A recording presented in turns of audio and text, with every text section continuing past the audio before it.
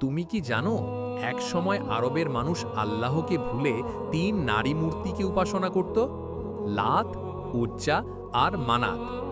তারা বিশ্বাস করত এই ৩ মূর্তি আল্লাহর কন্যা। কেউ বলতো লাত দেয় বরকত, উজ্জা দেয় শক্তি, আর মানাত ভাগ্য নির্ধারণ করে।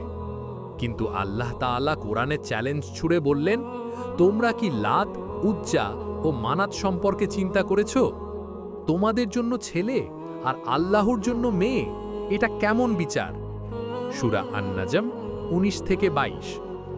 নবী করিম সাল্লাল্লাহু আলাইহি ওয়াসাল্লামের আগমনের পর এই মূর্তিগুলো একে একে ধ্বংস করে দেওয়া হয়।